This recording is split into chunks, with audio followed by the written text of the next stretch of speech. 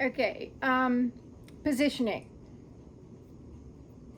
Normally I would wear makeup, but you know what? You probably wear makeup either when you're in the bed with a newborn and you're trying to get the baby to latch and you want to make sure it doesn't hurt. And where's your boppy pillow? Well, mine is somewhere far away because my youngest one is turning 13, so I no longer have a boppy pillow. So you work with what you have.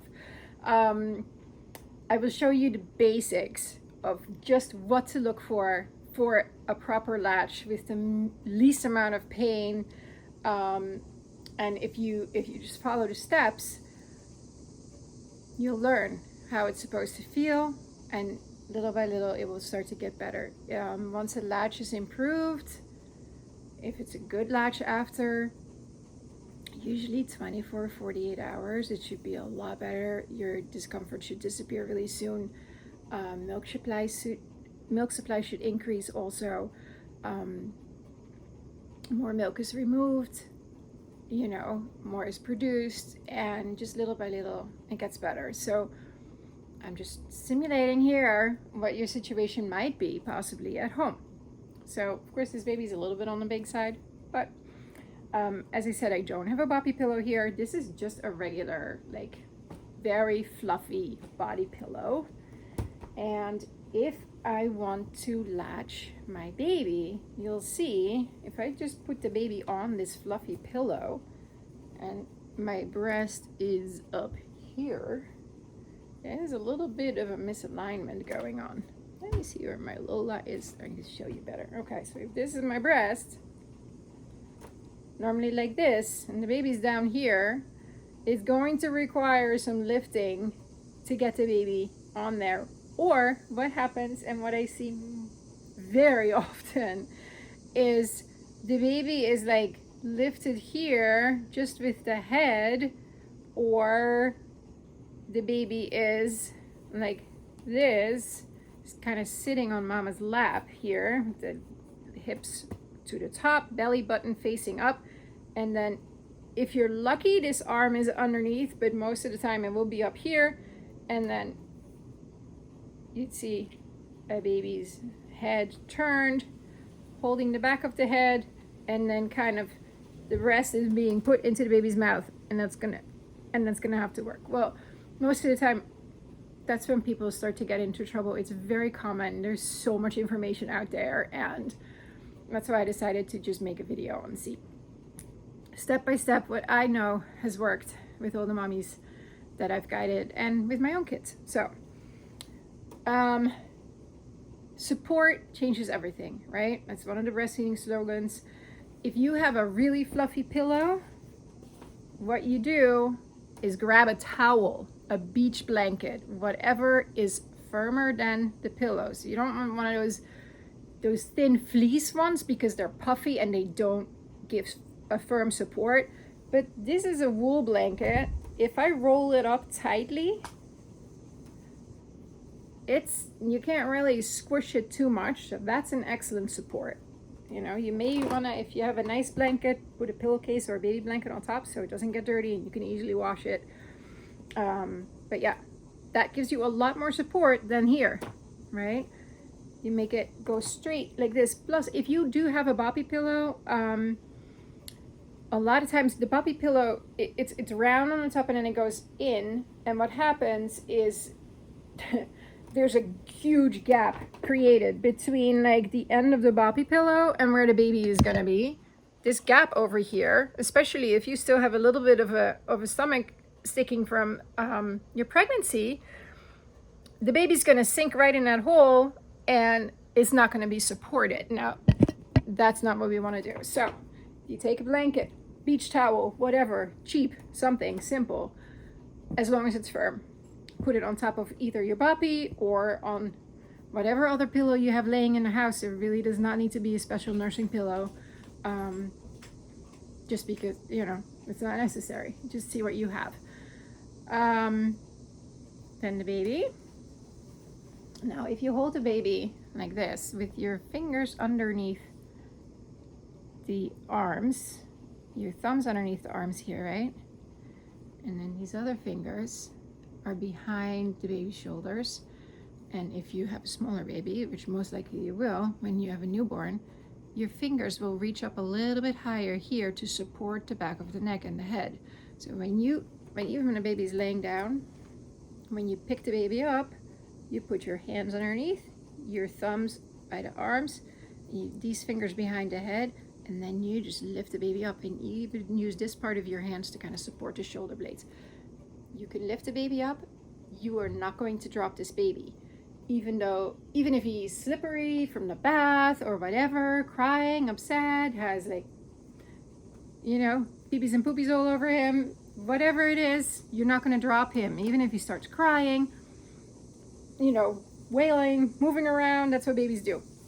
It's okay. This way, you have a really good grip on him. You can also transfer him easier, because if he's on this side and you want to give him to your partner, or you need to change a diaper, or you want to switch position, this is just a really nice way to just hold the baby up. You support the back a little bit, of course, but this is an excellent way to move the baby around.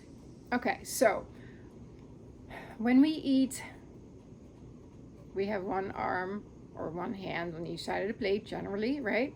Because if you're eating like this, it's uncomfortable, right? Same goes for baby. If the baby's arms are in front of his chest over here, a lot of times I feel like the baby's hands and arms are pushing into their little stomach. So it kind of feels to me like they would feel full or faster, because their arms are already weighing heavy on their stomach. So just avoid that. Plus, if you have your arms wide open, there's a lot more space in your lungs to breathe, in your stomach to receive your milk. So just have the baby's arm on each side. That's the easiest way to do it.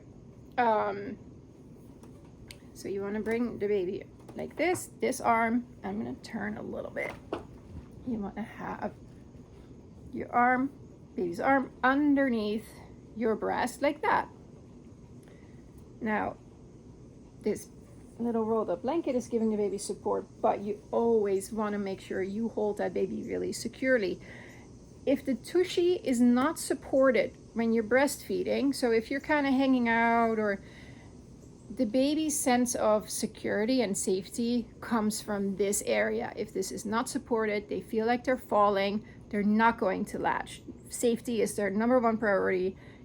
If he feels like he's falling, there's no way he's going to drink well, or he might just bite down on the end of your nipple. Just like if you imagine you're falling off a cliff and there's one branch somewhere that you can grab onto, you're going to grab on tight to that one branch. And in this case, that's going to be really uncomfortable for you. So hold that tushy. All right. One arm underneath, the other arm can be on top of the breast, kind of like he's hugging your breast. Okay. Don't hold the back of his head. There's a reflex point here that make him want to move his head backwards. So you're going to hold your fingers by the baby's ears, kind of like earrings, one on top, one on the bottom. Not that you would move your baby around, I'm just showing you where it is. This part of your hand supports between the baby's shoulders, so that the stability from here and here, then your spine is in line with, your arm is in line with the baby's spine, right? The baby's ears, shoulders, hips are in a straight line. It's not like the baby's hips are facing up, or it's not like he's like all turned, and it's nice and straight. Symmetry is very important, okay? Then tushy is on your arm. Legs can be anywhere. Some people put the one leg on top of your arm. Most of the time they fit under really nicely. So now there's really nice symmetry, right? And then this pillow really is there to support your arm and to support your baby, because it can really get heavy if you're sitting there for a longer time breastfeeding, especially if you're tired, like you will be. Okay, so from the top, that's what it looks like, right? Baby's belly is really facing your center. So the baby's core is facing your core. His belly button is facing your spine, essentially. So whichever position the baby's in, his belly button is facing your spine. If you can remember that, then you're already halfway there. Now, if this was your breast, I'll show you from the side. So we're in a cross cradle hold. It's going to be facing down no matter what size or shape the breasts are, it usually works. So you're gonna put, I wish this was staying a little bit better, but you're gonna put the tip of your nipple right on the top of the baby's lip. Right, that little dimple on the top lip between the lip and the nose, that's where the end of your nipple goes. Then the baby's chin rests on your breast. So, like, if you're showing it like this, tip of the nipple under the baby's nose, the chin on the breast. This way you're triggering reflex points that makes the baby open the mouth nice and wide. When the baby's mouth is wide open, you leave the baby's chin on the breast as if it's glued there. And unfortunately, I can't really show that with this baby, but then the only thing you do is move like that. You're just turning the baby onto the breast. There's no massive movements. There's no putting the breast in the baby's mouth.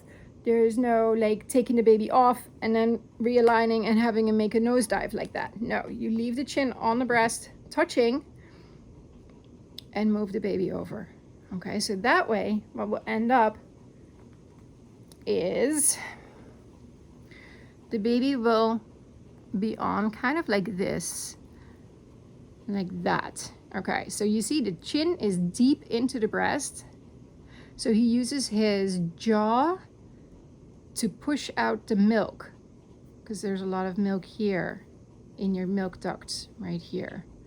So the jaw is in first, both cheeks are touching the breast, and the nose is off the breast. Yeah, there's a little bit of space. It doesn't need to be a huge amount of space, but you really don't want the baby in like that, because then sometimes they have trouble breathing, and if they can't coordinate it yet, or especially if you're holding the baby like this, then he can't move his head backwards himself to get some more air. So that's another reason why you want to hold the baby behind the ears, and behind the ears and not like over here. So that's what that is. He looks like this, or she looks like this. It's comfortable. You know, in the beginning, it's really important to support your breast from underneath. It doesn't matter what size breast you are. It doesn't matter what size nipple you have. It really, most of the time, it works when you follow these steps. If you think about it, there's women of all different sizes and shapes and colors, and they were naturally created to breastfeed. So it would have been a really poor design if only one type of nipple, only one size breast would fit the babies, you know. So that's not how it works. So it's gonna work. If it doesn't, call me, we'll figure it out. But yeah, that's how you do it. Now, if you wanted to hold the baby in a football hold, you really don't have to change much, because the position stays the exact same. You're just literally gonna move the baby. Oh, no, the breast stays here. You're just gonna move the baby from being on this side to in the same exact position, but hugging around your body. One arm stays here, one goes here on top of the breast, and then the baby's gonna be on like this. Still, I'm just gonna take this pillow away for a second. You're still gonna have the spine in line with your arm, tushy tucked under. You're gonna have then your pillow more behind you. Again, with a roll-up blanket. See, you know, this is kind of how it's gonna be, because you're not gonna have somebody here to maybe move all your pillows for you. So there, same exact thing. Make sure your shoulders are relaxed. You don't have to do this. You're just gonna get a headache. Just find a position that is comfortable for you, and your baby will be comfortable too. If you are trying to lean in all different crazy positions to make the baby make the baby latch. You're not going to hold it like that. The baby's also going to notice that you are feeling uncomfortable, especially energetically. You're very connected. If you're uncomfortable, your baby can tell. Baby's uncomfortable, then you get stressed, and the whole cycle gets worse and worse. So just make sure that you are comfortable. You can relax your shoulders, have a good position for the baby, rolled up towels or blankets. Make sure you have a drink of water with you, and just create a nursing station somewhere where you can sit and be comfortable, you know, with the water, your phone charger or whatever near you. And I would recommend either listening to like a guided meditation or some calming music, or nothing that's going to stress you out. An audiobook is a really nice thing to do because you don't have to turn the pages. You can just sit there, relax, feel comfortable, and nurse your baby, and you can really focus on the positioning for the baby being right. Yeah, and that's essentially it. Again, so baby would go on like this, turning over the breast, but really essentially it's the same exact thing as on the other side. All right, I hope that helps. If you have any requests for videos or any other questions, leave me a message. You can also actually text me to the Gmail address on his YouTube account, and I will get it on my phone, and then I'll get back to you. All right.